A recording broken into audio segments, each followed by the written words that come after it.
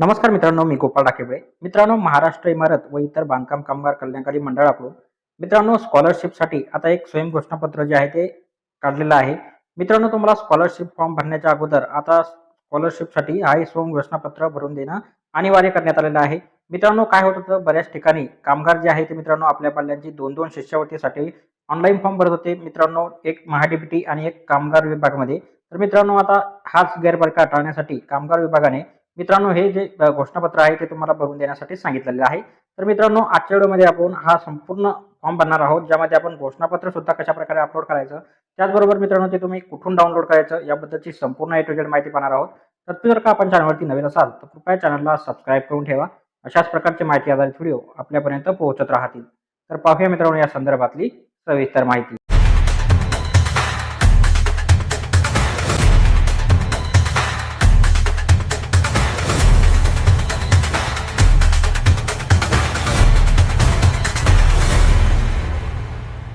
तर मित्रांनो, सर्वात अगोदर तुम्हाला मंडळाच्या mahabvc.w या वेबसाईटवर यायचं आहे. लिंक तुम्हाला डिस्क्रिप्शन बॉक्समध्ये दिलेली आहे.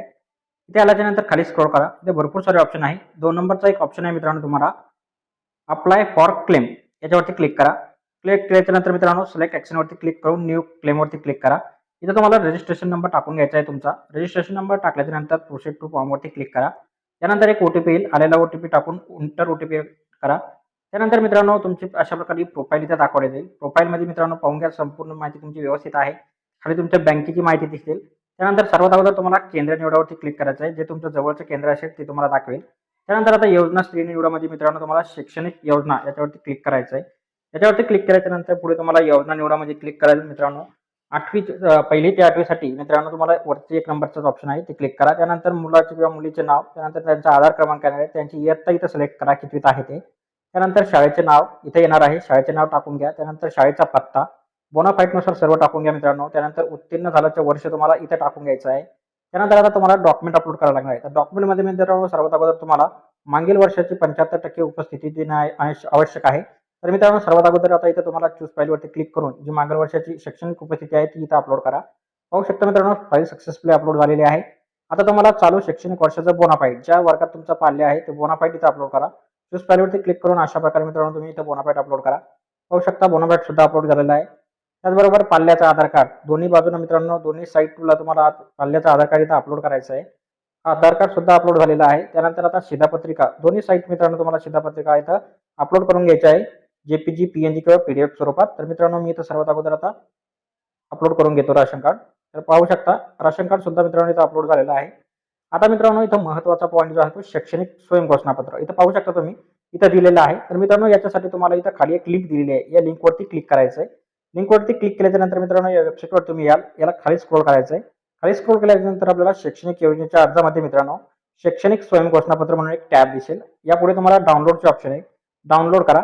डाउनलोड केल्याच्या नंतर मित्रांनो अशा प्रकारे एक स्वयं घोषणापत्र तुमच्या समोर येईल. इथे कामगाराचं आधी नाव टाकून घ्यायचं आहे, त्यानंतर त्यांच्या पाल्याचं नाव इथं येणार आहे. ही संपूर्ण माहिती भरल्याच्या नंतर खाली तुम्हाला ठिकाण ज्या ठिकाणी तुम्ही राहता आणि दिनांक, त्यानंतर कामगाराची सही आणि अर्जदाराचं नाव म्हणजेच कामगाराचं इथं नाव येणार आहे. तर हा फॉर्म संपूर्ण भरून स्कॅन करा आणि तो शैक्षणिक स्वयं घोषणापत्रामध्ये अपलोड करायचा आहे. अपलोड अशा प्रकारे केल्याच्या नंतर मित्रांनो तुम्ही पाहू शकता अशा प्रकारे सक्सेसफुली अपलोड झालेलं आहे. आता खाली स्क्रोल केल्याच्या नंतर तुम्हाला कागदपत्र पडताळले या बॉक्समध्ये इथं टिक करायचे, यस करायचं आहे. येस केल्याच्या नंतर click to load visit days म्हणजे मित्रांनो तुम्हाला कामगार सुविधा केंद्राला भेट देण्याची एक तारीख निवडावी लागणार आहे. ती तारीख मित्रांनो तुम्ही अशा प्रकारे इथं क्लिक करून तुम्हाला हवी ती तारीख अशा प्रकारे इथं निवडून घ्या. त्यानंतर मित्रांनो खाली तुम्हाला एक बॉक्स दिसेल, याच्यावरती टिक करा आणि फायनली तुम्हाला आता सबमिट करायचं आहे. सबमिट झाल्याच्या नंतर मित्रांनो अशा प्रकारे तुम्हाला येईल. त्यानंतर ओके करा आणि प्रिंट अपॉइंटमेंट लेटरवरती क्लिक करा. याच्यानंतर मित्रांनो तुमच्यासमोर एक अपॉइंटमेंट लेटर येईल, याला प्रिंट करा. प्रिंट केल्याच्या नंतर मित्रांनो जे कागदपत्र जे डॉक्युमेंट तुम्ही अपलोड केलेले आहे ते सर्व या मित्रांनो याच्यासोबत तुम्हाला तुमच्या जवळच्या कामगार सुविधा केंद्रामध्ये त्या तारखेला भेट द्यायची आहे. तर भेटूया मित्रांनो पुढच्या व्हिडिओमध्ये अशाच एका नवीन माहितीसह. तोपर्यंत व्हिडिओ आवडल्यास व्हिडिओला लाईक आणि शेअर करा. धन्यवाद.